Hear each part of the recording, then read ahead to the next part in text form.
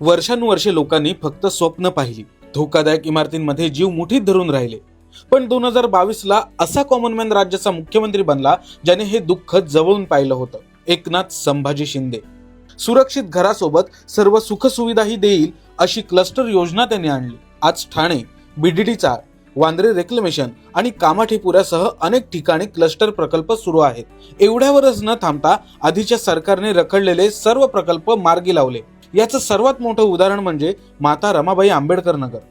शिंदे साहेबांनी सर्वांसाठी घरे या संकल्पनेतून नोकरदार महिलांपासून ते वृद्धांपर्यंत सर्वांना सामावून घेणारं नवीन गृहनिर्माण धोरण आणलं. आता महायुती सरकारने शिंदे साहेबांच्या नेतृत्वात शिवधनुष्य हाती घेतलंय मुंबईला झोपडपट्टी मुक्त करण्याचं. आता हळूहळू संपूर्ण मुंबई झोपडपट्टी मुक्त होईल आणि सर्वसामान्य मुंबईकरांना फक्त हक्काचं नाही तर सुरक्षित घर मिळेल. हे सर्व करताना शिंदे साहेब मुंबईला आपल्या घामातून घडवणाऱ्या गिरणी कामगाराला विसरले नाहीत. त्यांना मुंबई MMR मध्येच घरे देण्यासाठी शिंदे साहेब प्रयत्नशील आहेत.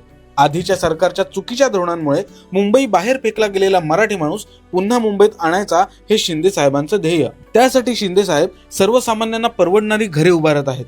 वंदनीय बाळासाहेब ठाकरे यांनी 40 लाख लोकांना घरे देण्याचं स्वप्न पाहिलं होतं आणि ते स्वप्न त्यांच्या विचारांचा वारसा पुढे घेऊन जाणारे आपले शिंदे साहेब पूर्ण करतील याबद्दल तीळ मात्र शंका नाही. कारण शिंदे साहेब फक्त बोलून नाही तर करून दाखवणारं डेडिकेटेड टू कॉमन मॅन नेतृत्व आहे.